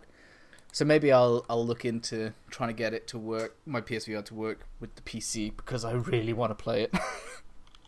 Yeah, I think it comes with like 15 songs or something as the base game, and as far as I know, on You're talking about it for longer than a minute now. PSVR doesn't have it, but buy it for 5. It's good. I've got to buy a Vive first. Could have demoed the Vive Pro, or whatever it's called. Didn't feel like that. End of story. Anyway. Speaking of rhythm games, Persona 5, Dancing in Starlight. Worst demo ever. No, it was fucking hilarious. It was the funniest thing I've ever seen at an EGX before. I feel like This is like my fourth EGX, and this story was just great. As far as I remember, so you'll have to correct me if I'm wrong. Kintodd was playing a song on hard because the previous guy left it on hard, and I didn't know it was on. Yeah. He failed it, and he wanted to, quit out and lower the difficulty. Yeah. So he did that. It gave him a menu of a description. Yeah, it had like a debug menu show up in the top left-hand corner. Well, yeah, that happened. There was like a little debug menu and like a main menu. So he clicked on what he thought was right. That caused the player, the character model that was on that screen to merge with the one on the next screen, so that they were like phasing through each other. Yeah. And both, we were like, both menus were active weird. at the same time. I'm like, okay. And then the game just killed itself. It just died. So I was like, screw. I was panicking because I panicked the moment that the debug menu came up, and then obviously the two menus fused together. I'm trying to select a game, and I'm like, okay, maybe if I get into the rhythm game, it'll fix itself. Physically impossible. So I was like, okay, you know what? I have a PlayStation. I'm gonna go to the home menu. I'm going to close the application, I'm going to start it up again. And it wouldn't reboot. It kept opening. It was just like a green, like a moss green screen. And he sat there like, oh my god, I've broken the game. I'm dying of laughter. There are like 4 other people. There's a guy next to me who's really good at the game, and he's playing it, and there's a few people watching him, and then there's a few people looking over at me, freaking out at this game. Side note, that guy who was on the other machine was a fucking game hog. He would not get off that machine. He wouldn't. He played there were only 3 songs, and he played every one at least 4 times. And I was just like, which is rude and bad etiquette. I'm not going to get off the seat. I was going to not get off the seat so that no one else sat in it and got a bad damage. I was like, Ebby, can you go get help? So, yeah, it was one of these, Sega booths that just have, a couple of TVs along a wall and no one's there. So I'm like, shit, I don't know where to go. So I went to the Fist of the North Star queue, and I was like, hello, I don't know where anyone else is, but we've broken a demo. And she went to find someone, and then he came along, and he was like, this isn't my game, but let's try and fix it. So he fixed it, and then you got to play. Yeah. So. I've never seen anyone total a demo that badly. No. But how was it after you managed to get it working? I don't know whether you've ever seen it, but there's a style of rhythm game in Japan where there's a ring around the outside, and it's sort of like a touchscreen type game, where you tap in, not in Persona, but in Japan, it's a touchscreen game where you're tapping things and you're swiping your hands and all that lot. So it's significantly more advanced than the rhythms games that I'm used to. Mm-hmm. There are some extra sort of wibbly steps of scratching not scratching, but like a record scratch over the touchpad, which I found out you could also do with the right stick. I think that the only difficulties were normal and expert. I think I would have liked it easy to begin with. But it's one of those games. I think it also didn't help that it was on a 42-inch TV, if not bigger. And you were sat really close to it. You're a foot away, and you're trying to see in your peripheral all the stuff that's going on. I think it's a game that benefits from being at a distance. Or on a smaller TV. Or on a smaller TV, because you just sort of take it in.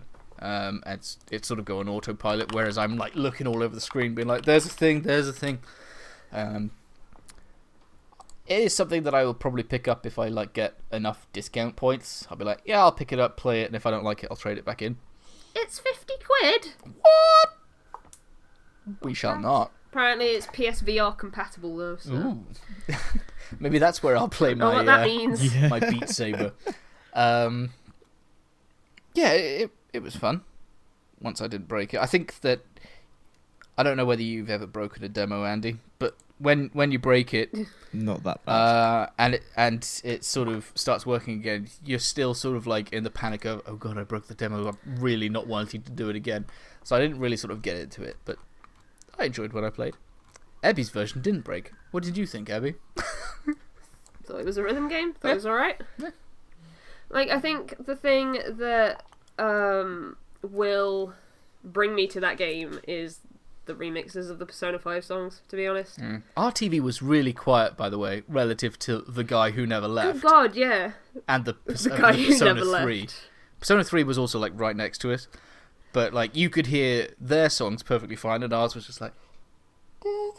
So you had to, like, really focus on and try and figure out what rhythm it was going for without, like, paying attention to that music too much. I feel like... It's like playing a rhythm game on demoing a rhythm mute. game in a loud environment anyway is just... Not smart. Bad times. Yeah. Like, it's not a good idea. No. So... Yeah, I'll probably look at it on sale or whatever. I don't want to pay 50 quid for it, I've got to be honest, so I probably won't buy it. But it seems like the sort of thing that would drop in price or be in, like, I mean, I know you don't it's either going to drop in price or it's going to be one of those things where they're like, we've printed 10 copies to 10 lucky people. But it's also one of those things that, I mean, you're not going to get it because you don't like digital, but PSN always has, like, the best of Japan or anime sale, and the Persona games are like always the in sale in those, so... Yeah. Wait for one of those. I can't fucking install it on my PS4 anyway, it's too full of Final Fantasy. That's true. So I think that this next one, I think that I saw it, but I could be wrong. Is Tony Slopes like the... like... Or maybe I'm thinking of Tony Hawk. I feel like it's a skateboarding game. Am I wrong? You're wrong. It kind of gives off that impression, which is part of my issue with it.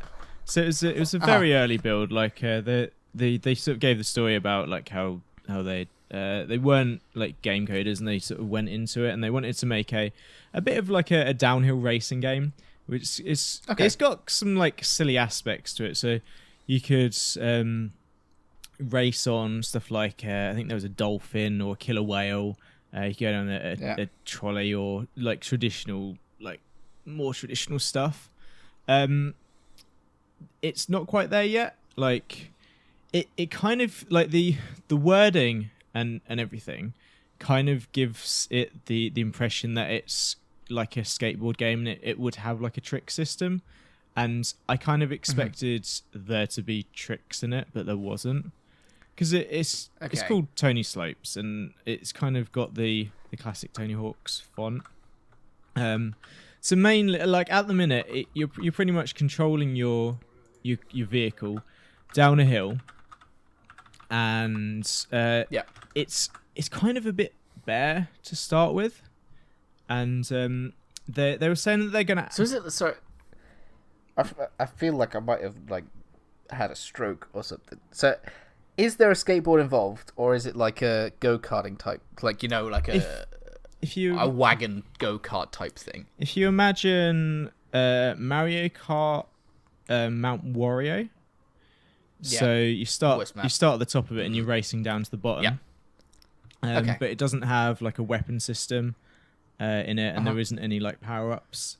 So there were like obstacles that you'd have to like avoid, like at one part of it sort of there were UFOs like putting laser beams across the track, which was quite fun, like trying to avoid everything. But there were just vast expanse of like just bare slopes, and I don't know if that's just because they haven't like finished it properly yet. But it seemed to have a bit of character behind it, but I'm not sure if it's something that I'd want to pick up. It also seemed like I was racing against someone else, and it seemed to be like if you got in front of them and you like didn't make any mistakes or hit any of the walls or any of the obstacles, you're pretty much like guaranteed to win. I mean that seems sort of like how a racing game works. You get in front, you don't hit anything, you win. But it was like that. There seemed to be a massive disparity, and like it didn't seem like that hard to miss most of the obstacles. Like it was pretty much like whoever manages to get in front first is gonna win. And they said they were gonna like put some catch-up system in it at some point. Yeah. Like a rubber band of some kind. And yeah, like if they put that into it, I think it would be more fun if they were to put some sort of tricks, because the way to control it was all on like the left analog stick of an Xbox controller. So you push forward and you go faster, you push back and you sort of brake a bit. I mean, it's sort of set like in my game design mind. I'd be like, okay, rather than making it like just avoid all the obstacles, if you were to be like, okay, here's a wall or whatever, you run the risk of running into the wall, but if you perform a trick off it, you get a speed boost, so you can try and catch up. So to sort of make it worth, like a risk-reward type thing. And that's kind of what I was expecting. I was expecting, like, because it wasn't even like a jump or anything, because I was expecting, no, like, do a jump, do a trick, and then kind of like the Mario Kart thing where if you jump off an obstacle, then you hit the you get the little speed boost. Yeah, and you get the speed boost when you land. I was like, oh yeah, because it looks like and sounds like they're going for like a trick game. I was kind of expecting that out of it, but it just kind of left me a bit disappointed. So maybe they're just trying to set the wrong expectations with the name and stylization of it. I mean, I really hope, because I like that sort of... I mean, I like Mario Kart. So it'd be like sad to see a game where the thing is it's literally just a racing game. Yeah, like, and I wonder if like I'm hoping that they just demoed it too early, but I think if they demoed it build. And if this is like the core of the game and all these people, however many people played it, are just like, well, I'm not really into it, then that's a lot of people that are like not going to look it up later to see if it has gained these things that we'd sort of like to see. Yeah. Because like at the moment, would you ever look up Tony Slopes again? Probably not, like after the demo, which is a bit like I really liked the stylization and what they were going for, and it did seem silly. It's just like the actual gameplay just didn't do it for me. Yeah. But yeah, like, well, maybe it'll be there next year or whatever. I was gonna say be better. It's got the potential if they like tweak it in the right ways and like add in the trick system, add in some way of catching up, or even just like little boosts and things like you're saying, the risk reward, like different routes around the areas, because there did only seem to be like the one main route or that I could see. Yeah. Then it's got the potential to be like a pretty decent like racing game.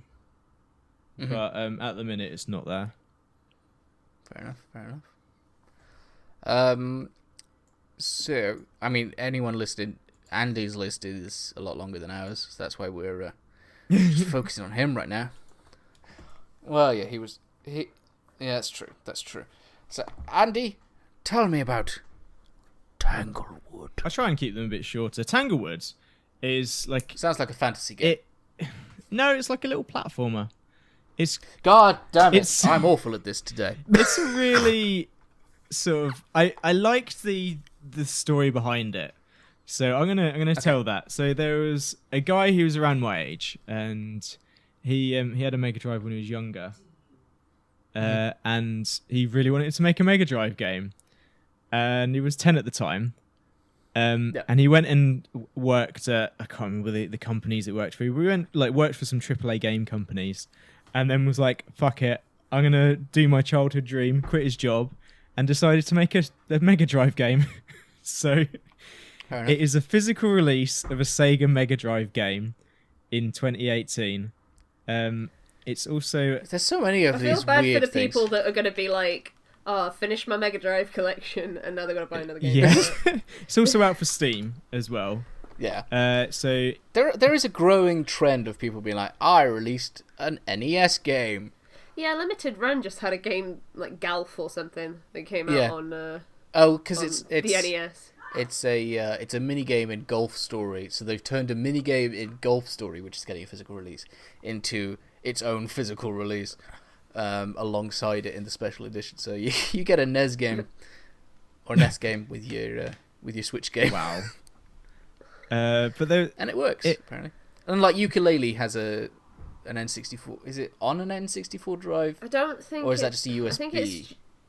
I think it's just a USB. I don't think it's an actual like working I was going to say, did they? Because they've used a proper Mega Drive dev kit they've used. I'm surprised those still exist and work. I think they took like a while to get it working, because they're saying like everything on it was made in the dev kit. Like the carts are using a 4 megabyte memory that the original Mega Drive would have used inside a cart.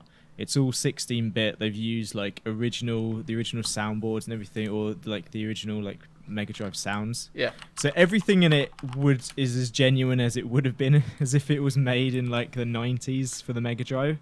It played fairly decently as well. It played kind of like a classic Mega Drive platformer. You played like this little fox. I'm not sure what the story was in it, but you kind of jumping from tree to tree. And then there'll be these little, I think they were called furballs. That might be a bit wrong, but there'd be like certain parts that you'd need to find these little like glowy ball things and push them in holes. And then you could get like a power up to turn into like a flying fox. There apparently were others, but that's the only one that I saw. But that would give you the ability to glide, so you could glide over to the next part of the tree to be able to get to the next area. It seemed to have like a lot of heart behind it, and I kind of want to pick up a copy of it, like just to a Steam copy of it or a Mega Drive. Kind of a Mega Drive. I kind of want a cart of it. Oh, fair enough. You know what? Good for that guy. Yeah, good for that guy. Achieved his dream. But yeah, it's if you're kind of into Mega Drive platformers, it's something to look at, and it's 14 quid on Steam. And is it already out? Yeah, it's already out on Steam, and they've done the first run of carts. And they're doing the second round, but they are apparently like I think struggling to find physical stuff, or they're finding it, but it's at manufacturers. I wonder why. They're doing it themselves. Hey, we need you to. Because no one's made a Mega they're Drive doing game it themselves in in like 20 the years. like front room or something. Oh my god. So yeah, it is very indie. This was another left field collection game. Yeah. Okay. But yeah, that's that. Fair enough. Well, cool. We've talked for a lot. I mean, you've talked for a lot. What would you like to hear about? I could do Luigi's Mansion real quick. Yeah. This is the 3DS one, yeah. Yeah. So Luigi's Mansion 1 on the 3DS wasn't Luigi's Mansion 3 because that game's nowhere near done. This demo pissed me off because I thought I made a really good joke when they announced the Green Luigi. Yeah. Because in the Permadeath Discord chat, I thought I made a really good pun. As soon as he turned up, I said, it's Gooigi. As it turns out, that's actually what the Green Luigi is called. He's called Gooigi. I'm sorry. Because I could write for Nintendo, and they won't let me because I'm apparently not qualified or something. I don't know. This is something that I need to apologise for, because people think that we're joking when we're like Bill's like best buds with Reggie and Miyamoto. Bill actually sends transcripts of all of our chats to Nintendo, so they saw that and they did let me know, and they were like, "We're taking Gooigi. Do I get like royalties? Don't let Ebby know. Don't let Ebby play the demo." And I completely forgot, so I'm really sorry about that. That's on me. Fucking hell. Luigi's Mansion on the 3DS. I can simply say, if you played it on the GameCube, you would have pretty much the same experience. It's just this one's got multiplayer and it's handheld. Okay. Which, that's not like a bad thing. Luigi's Mansion was a great game, and I know there's like a generation of people who,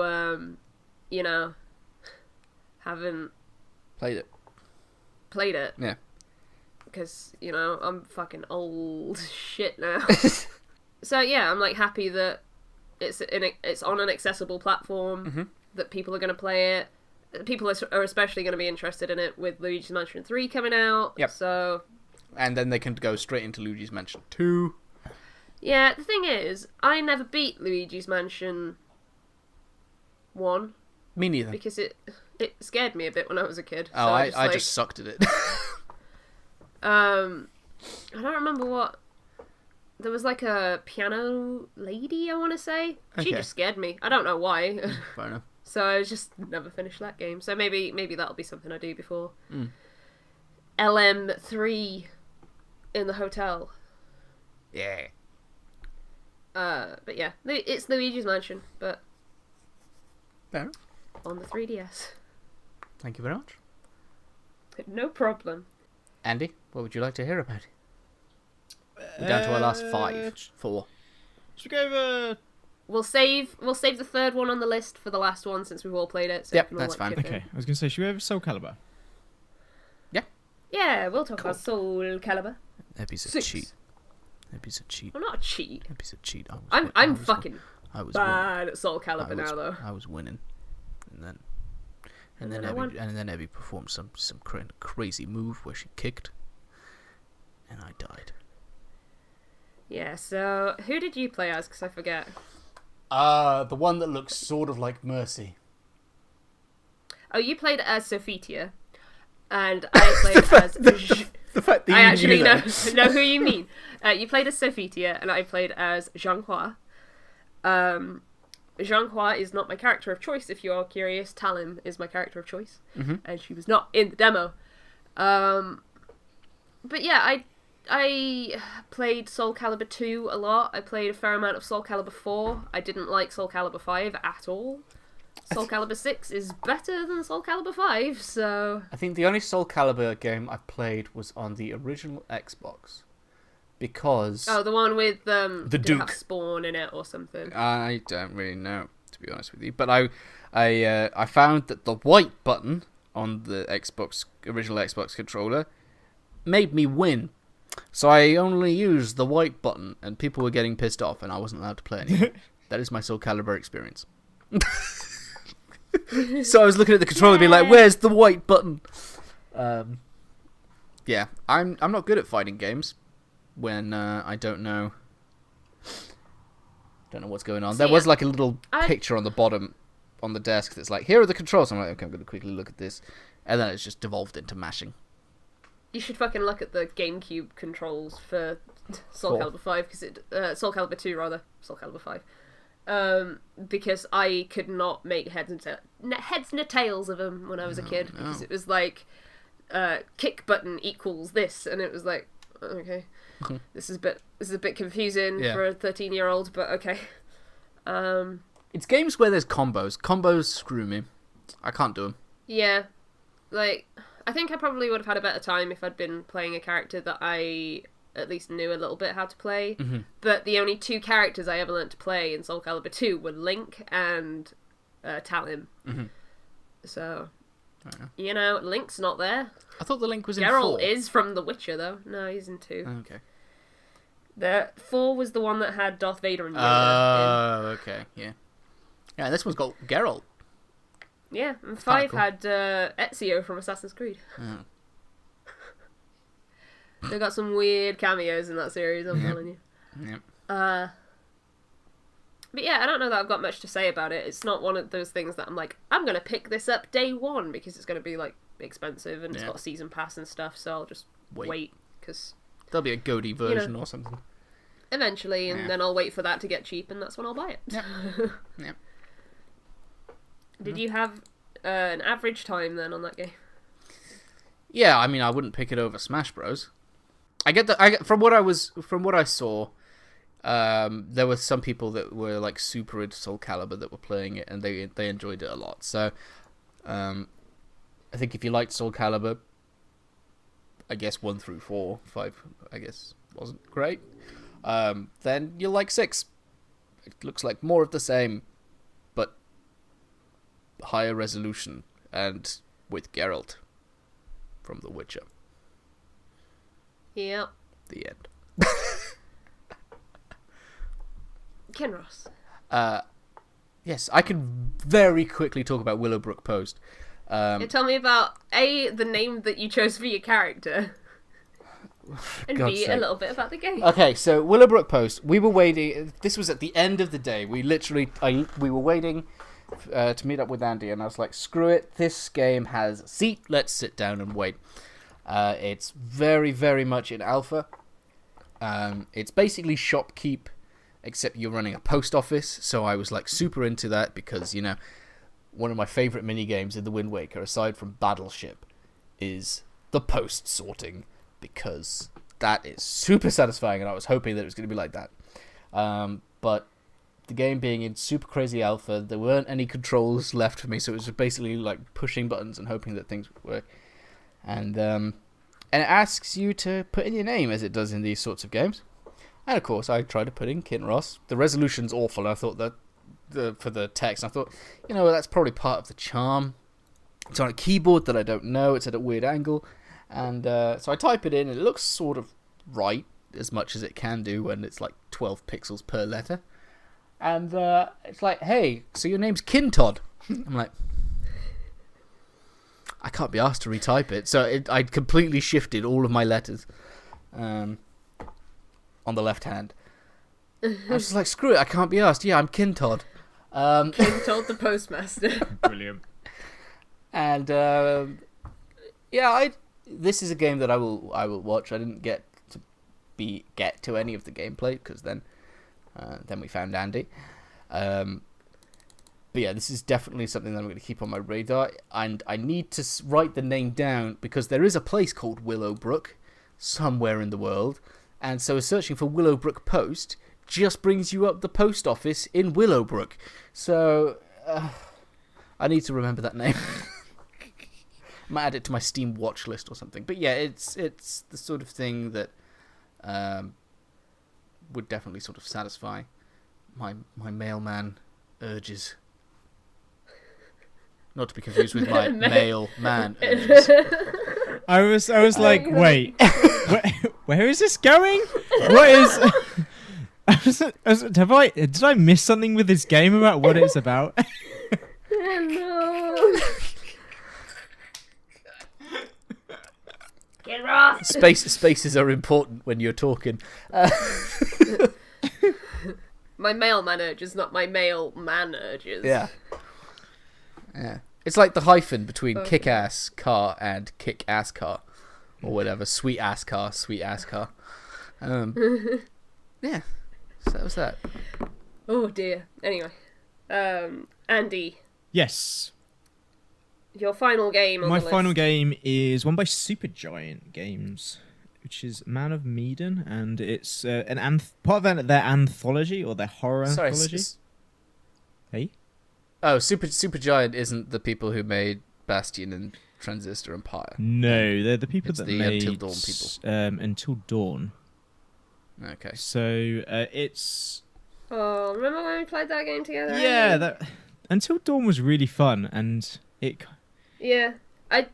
See, the thing is, I want to hear about this game, but I don't want to play it, because I would never play it on my own. So the general game, the story of this one is there's a load of divers, and they've gone diving in an old World War II ship. Nope. So I'm out. It kind of has like a very dark atmosphere, as you kind of would expect. I'm not sure whereabouts in the story it kind of put you, but it kind of looks and plays very similar to Until Dawn. I'm not sure if there's any like motion stuff, like where in Until Dawn there was sections in the game where it would say don't move, and you had to stay very still, and then it would like That's fucking stressed me out. And then if you move the controller too much, then like bad things would start happening. I didn't see any of those aspects in it. However, there did seem to be almost like the butterfly effect system in it. So there was choices that you'd have to make, and at one stage it wasn't a totem, whereas like the totems would kind of give you a glimpse of the future and like try and help you pick the good choices. I did find, I think it was a picture, I can't remember what it was called, but it was very similar to the totem system, and it was like, it showed you like a 2-second thing of someone being grabbed, and so it plays, or it felt very much like Until Dawn, and in the way it played, and you're sort of going around the ship finding out about what happened to all of these like sailors or what happened in World War II, and and not to spoil too much, but scary stuff happens. People. That's vague. People start, or I'm pretty sure I got someone killed, and then they killed me in the demo.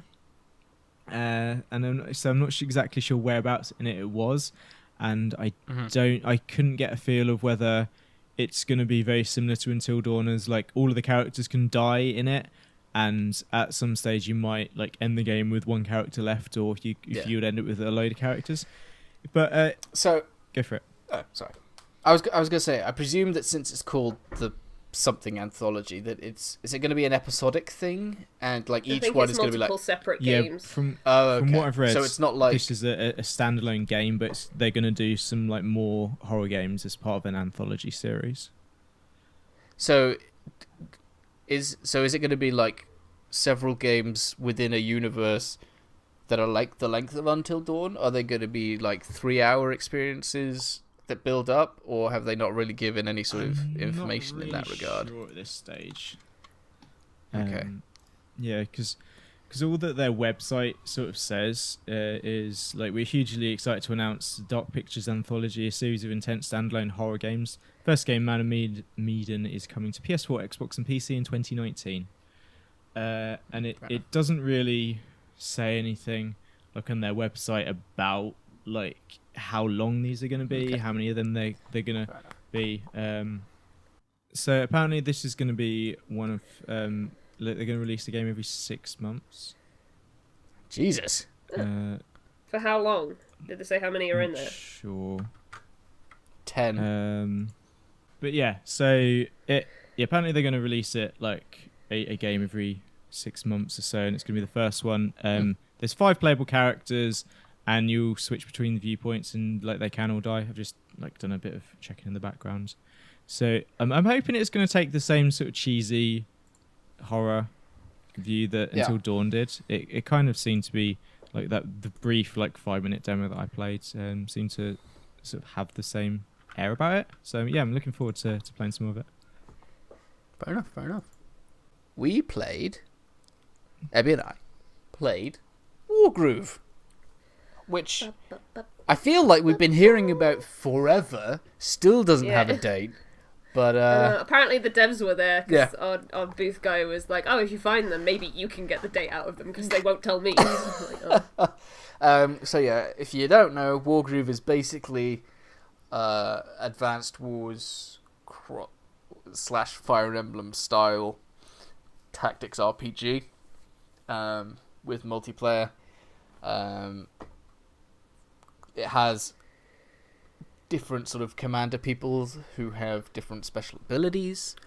I played the Ent guy, who has a pun. His trebuchet is called a trebuchet. It's the only pun that we saw in the entire demo, but it was great. Oh my god, Andy, you got to be more excited about that pun. There we go. And not to spoil it, but I think that the demo, was designed so that it ends before you lose, because things were not going well in our co-op mission against this one guy, and Abby was about to die, I was about to die, our commanders were about to die, and it's just like end screen. It's like, thank you. I don't have to say I lost at the demo. This ain't no Scrolls situation. Yeah. This game I've been really looking forward to since they announced it, pretty much. Mm-hmm. And I really, really enjoyed the demo. I don't know what your overall thoughts of it were.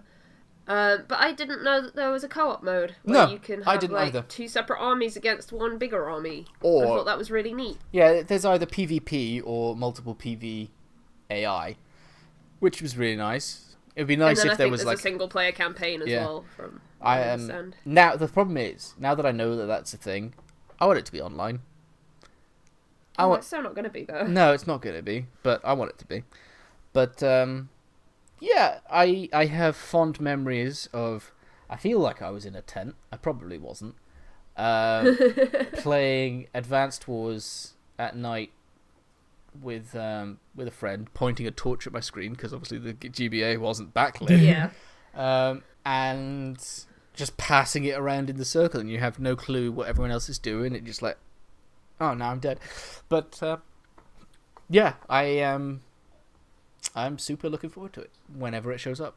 It's the sort of thing where I like, if the commanders didn't have special abilities, then the demo would have been a lot simpler. There was a lot of me like going through and being like, what does this mean? What is it? Because you don't know what it means in the context of the game. It's like, okay, this guy has good resistance against something. What does that do for me? So yeah, it's something that I look forward to actually playing. Yeah, so one thing that we didn't mention was that depending on who you choose as your commander, you get special units, and I chose one that had battle dogs, and they were little puppies, and they were always so cute. They were so good. You don't understand how much I freaked out. It was basically, they sort of look like corgis with guns mounted to their backs. Okay, I'm with that. Okay. It was adorable. It was so cute. I think that all the units are basically the same. It's like skin changes and name changes. So yeah, Ebby's like healer character had battle puppies, and I was so happy. Yeah. I was like, well, I can stop playing now and buy it. Yep.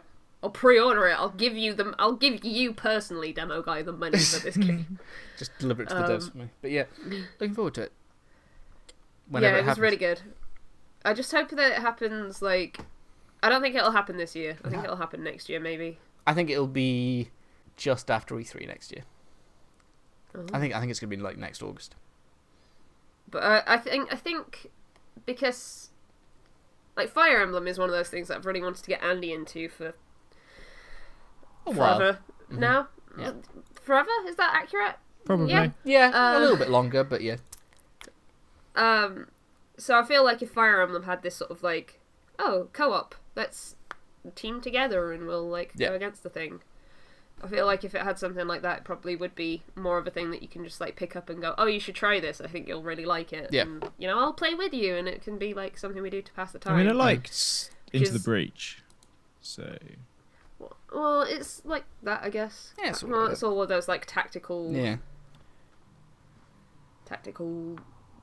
It's all like a pixely. Based it's a RPGs. pixely XCOM. Yeah. That's pretty much how you sell got... Final Fantasy. Fire Emblem is basically XCOM. Like everything that I recommend to Andy is like, oh, it's kind of like XCOM. Yeah. Yakuza, it's kind of like... And I don't know why. It's kind of like XCOM. Bumming me out, dude. Yeah. The last game that we all played, but not at the same time, was Super Mario Party Boulder Switch in the Mario-thon minigame mode. Yes. So we played 5 minigames that were predetermined. Yep. And faced off against each other in a points-based battle. How did you guys do? I lost. What about you, Andy? I came 3rd and then 4th because we played it twice. What? You played it twice? Yeah, it wasn't a very long queue. Fair. Well, the thing was, we looked at the queue and we were like, oh, that's a bit longer than I thought it was going to be. We might come back later, and then there was like no queue the next time we came back and we played it within 5 minutes. Yeah. I got screwed out of one. Basically, I failed at one game and it killed my entire streak. I'm trying to remember what the 5 games were. So the 5 games were one was like you had a cube of steak that you needed to flip your Joy-Con. That's the one that screwed me. I always the steak game. Yeah, I got 5 of the 6 sides perfectly seared, and trying to get the last side over 3 times. I threw that steak out of the frying pan and had to start over. I think for that round I earned a grand total of 9 points. Nil point. No, 9 points. Everyone else was in like 80 points. I was like, all right, fine. There was another one where you were running from like left to right in like through some either the corridor mazes. things. That one I liked. Boos chasing after you, and like either the top or the bottom maze was either straight or you had to weave through it. Obstacles. There was a pedal bike one where you had to move the Joy-Con in a sort of pedal motion as if you were pedaling bikes. There was a roll on the top of the barrel, so you had to tilt the Joy-Con forward. Oh, that's the one I was forgetting. And then there was the last one, which is the charging chuck. So it was like a 4x4 grid and everyone was in like this grid, and then the chucks would charge at you, and if they hit you, then you'd lose a life, and you had 3 lives, and it was last person standing. Yeah. I think the interesting thing about the I don't know if it's like the game in general or at least Mario-thon, like as far as I recall, in like Mario Party games, once everyone else is dead, you just win. Like but in the Mario-thon, like you keep, as the last person standing, you keep going for as long as physically possible so that you earn more points. So it means that theoretically, if I had sucked at everything and I was in last place, but then it came to either the boo chase or the charging chucks, that if I happened to survive for a long time, I could actually bring myself back from that, which I thought was kind of cool. That it means that you've got the sort of instant skill based ones, like the bicycle or the stake, and then you've got the ones where you can catch up, where you're basically surviving. Yeah, I thought that was kind of neat. It was quite a fun. No, that's how I did, by the way. Well, that's because I know how you did. But how did you do, Abby? Did you win? I won. I came in first. Yeah, you did. No, she was Yoshi. Oh. And the guy wasn't paying attention to how well the Yoshi was doing, because he was like, "Oh, I think it's between these 2 people. Yep. I think it's going to be one of these 2 people." I was like, how? And then he was like, "Oh, from behind, Yoshi wins." And I'm like, I was in first in like every minigame apart from the stake flipping one. I was like, no, it's not from behind at all. Abby was winning quite clearly. But I'm just a Mario Party master. Yeah. I was surprised by how much fun I had playing the mini games and stuff, because like I know it's not a board and it's not like a very good indicator of what the whole game's gonna be like, but I did not have very much fun playing the Mario Party 10 mini games. Right. Some of them were okay. I think there was some that were pretty good, and then there were some that were just like okay, if you were lucky, and then a lot of them were just like. Ugh. See. I've got to admit, I didn't love the stake flipping minigame because I was really bad at it. I quite like. I feel like that's a practice thing. Of them, like, to be fair, what Mario Party was it that I played, Abby? Probably. Oh God, when it was on the GameCube. Oh, it would have been either 4 or 7 then. Yeah, whichever one. I think it was 7, but I didn't have fun with it, and I kind of enjoyed that one. I'm hoping that the board mode isn't trash. I did not like the car thing that they did in Mario Party 10 at all. Because it just took away from the point of it to me. I don't know. It feels like, I mean, this is the problem with like a party game where they're obviously like showing you very specific bits, but like the toad tank thing looks really cool. I'm looking forward to that. The fact that you can, like, there's tactical choice to choosing your character because of the dice that you get being different is nice. Even if Yoshi has the worst one, though, I'm going to be like, that's my guy. Well, yeah. I always play as Yoshi. The fact that you can have the Mario-thon, which is sort of like Wii Party U, where you're like, I want to play 5 games. It's like, okay, here you go, 5 games. It's going to take you 10 minutes. Off you go. So far, I like everything that I'm seeing about this game.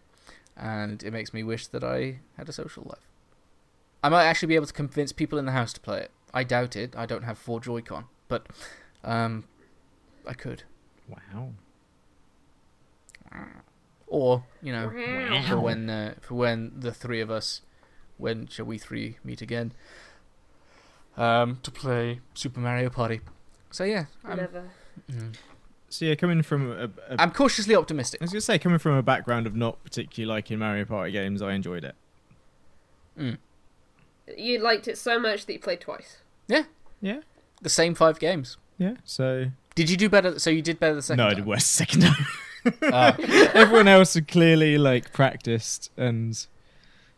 Yeah, that's the problem. That's everyone else was on their third go-round. Exactly. Fair enough. Oh, yeah. Well, I was coming first. That's it. Yeah. No, you're not going to come in first. Forget it. Abby's That's too a good. pipe dream. But yeah, I will always bring up the rear. That's my Goomba. phrasing. I'm going to cut that. No. Why? Anyway, that was our EGX, or Eurogamer Expo 2018. Maybe we'll do one of these next year if we all go. Who knows? So, as you may or may not know, Permadeath is on a hiatus for a little bit, so post-game, I can't speak. Permadeath Postgame is going to be taking its place for a while, so hopefully you enjoyed this, and this was kind of just like an episode of Permadeath, but without Bill, so it's kind of missing the best part. Yeah, no offense, Kinross. No, I get it. It's true. Bill is the best part. It's true. Anyway, before we leave you for this time, Andy, tell us about where we can find you and what you do online. Sure, you can find me on Twitter at twitter.com/Ryu101, RYEW101. You can also find me on Twitch. And currently I'm streaming on Mondays and Wednesdays at 7 PM BST, GMT, whatever time zone we're currently in. And generally on Mondays we are doing some more like community-based games where we're kind of playing with people. And then on Wednesday we're trying to pick up more of a story game. So we're just about to start Detroit Becomes Human. And we just finished off Yakuza 0 after like Abby and Bill and everyone was like, you should play Yakuza 0. So we did that and it was really cool and I enjoyed it. But yeah, 7 PM BST on twitch.tv/Ryu101, RYW101. Kinross. Yeah. Show me your Twitter. Show you my Twitter. Show me what you've got. It is at Kinross07. I was confused when Andy said he was at Twitter. I'm like, what? But no. Yeah, at Kinross07, same as always. I'm messaging Abby at the moment about either a stream or a Let's Play idea. So maybe there'll be something going on. Twitch and YouTube, same thing, but you'll find out from Twitter. So that's the best place to be. Go to twitter.com/Kinross07. Yes. That's KINROSS07. You know what? I should make an alt account called Kintodd. Kintodd. Evie. I can't believe that you did that. I can. Evie, where can we find you and what do you do? You can find me on Twitter at BizarreJelly5. You might see me in other places soon, but I'm not saying anything yet. Isn't that a No More Heroes reference? What? BizarreJelly5? Mm. Yeah, it is. Yeah, there you go. See? See, I'm the biggest of fans. Yep. Suda didn't come to see me. That's okay. I'm offended. But see you next time. Bye.